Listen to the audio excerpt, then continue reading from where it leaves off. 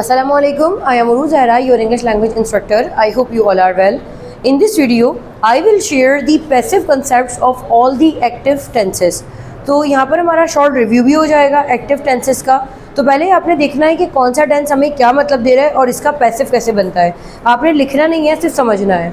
यहाँ पर हम डिस्कस करते हैं। सबसे पहले एक टेंस है प्रेजेंट सिंपल, जिसका एक और नाम भी होता है प्रेजेंट इंडेफिनिट। इसको काफ़ी मर्तबा हम लिख भी चुके हैं और इसे डिस्कस भी करते हैं।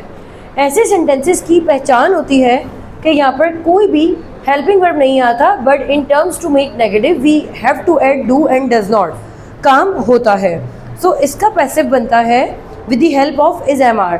For example, active and passive होते क्या हैं? पहले तो आप ये समझिए कि एक्टिव एंड पैसिव होते क्या हैं।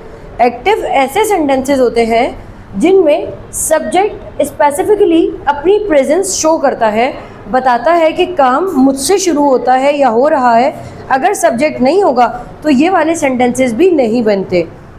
जब यहाँ पर सब्जेक्ट मौजूद है तो डेफिनेटली सब्जेक्ट यानी काम करने वाला अपनी जिम्मेदारी भी एक्सेप्ट कर रहा है कि मैं ये काम करता हूँ। काम करने से पहले काम करने वाला आगे मौजूद है और मुझे पता है कि ये काम यही करता है। इसको आसान कर देते हैं। हम लोग कंप्यूटर स्किल्स सीखते हैं। कंप्यूटर स्किल्स भी अपनी जगह है, कंप्यूटर भी अपनी जगह है, लेकिन हम सीखते हैं। तो यहाँ पर मैंने कहा हम लोग कंप्यूटर स्किल्स सीखते हैं, तो काम करने वाला पहले अपनी जिम्मेदारी कबूल कर रहा है। तो यहाँ पर हमने कहा we learn computer skills.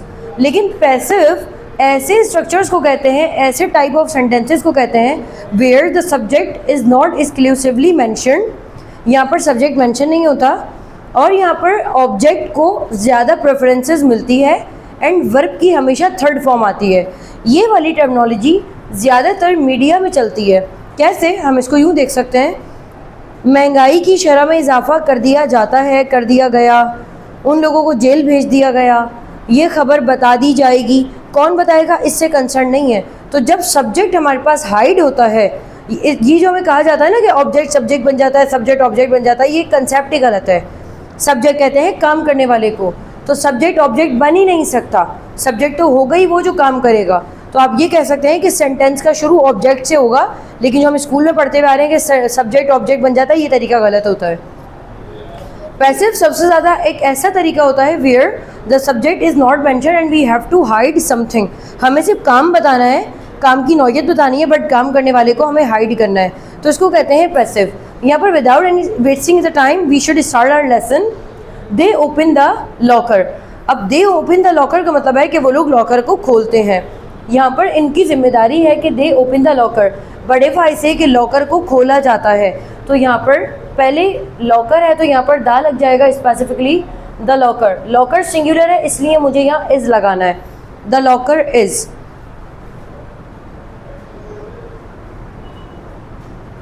The locker is open. अगर मैं यहाँ पर बाय दैम लगा देती हूँ तो वो तो जुमला ही एक ऐसा हो जाएगा बाय दैम। इसको थोड़ी देर को हम छोड़ देते हैं। सिंपल कहिए the locker is open. If I से कि लॉकर नहीं खोला जाता, the locker is not open. इसकी एक और एग्जाम्पल ले लेते हैं। For example, I drink water. मैं पानी पीती हूँ, पानी पिया जाता है। The water is drunk. The water is drunk, पानी पिया जाता है। तो यहाँ पर एक रूल तो है कि वर्ब की थर्ड फॉर्म आपके पास मेंशन होनी चाहिए। फॉर एग्जांपल, मैं खिड़की खोलती हूँ, आई ओपन द विंडो। खिड़की खोली जाती है, द विंडो इज़ ओपन। हम लोग दरवाज़ा बंद करते हैं, वी क्लोज द डोर। दरवाज़ा बंद किया जाता है तो दरवाज़ा पहले आ जाएगा, द डोर इज़ लॉक्ड। तो हमने यहाँ पर देखा कि इज़ एम आर यहाँ पर आ जाएगा and with the help of third form. इसके बाद हमारे पास टेंस होता है जिसका नाम है प्रेजेंट परफेक्ट। प्रेजेंट सिंपल का पहचान होती है कि काम होता है, बट प्रेजेंट परफेक्ट कहता है कि काम कर लिया है।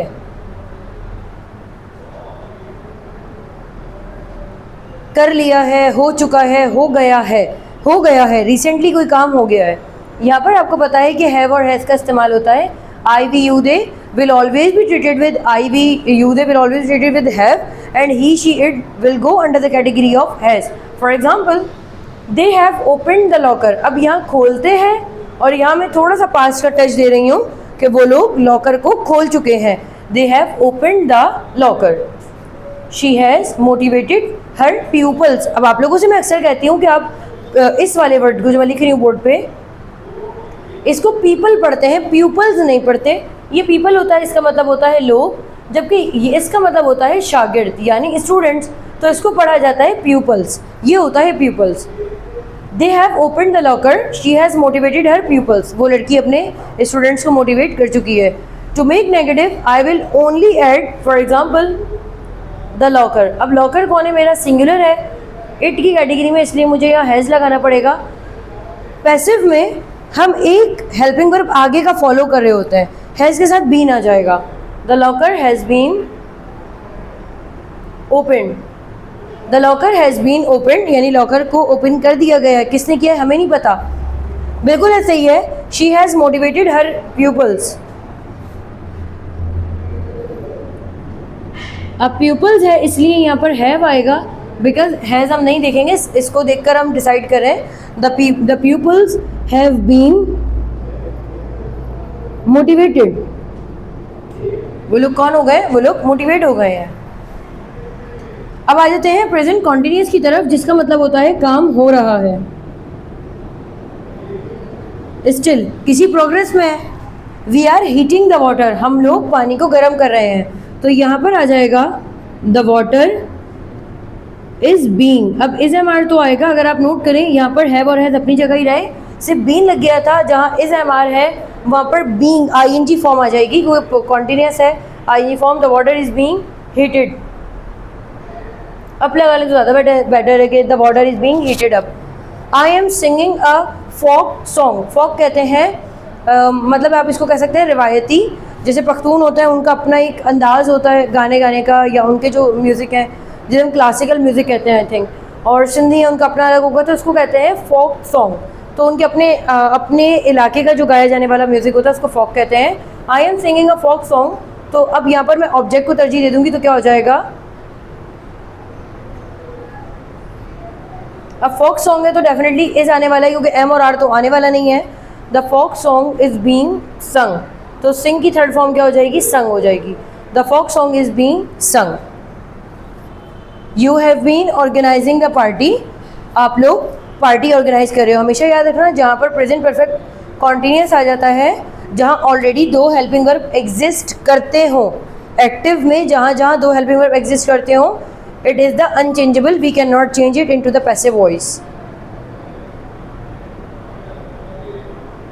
We cannot change the present perfect continuous because the reason is this, यहाँ तो कोई helping verb था ही नहीं, so we added is mr, यहाँ already have and has था, so we added been, यहाँ is mr था तो is mr के बाद हमने being, but there are already the have been मौजूद है, तो मैं यहाँ पर मज़ीद कुछ ऐड नहीं कर सकती, being ऑलरेडी मेरे पास मौजूद है।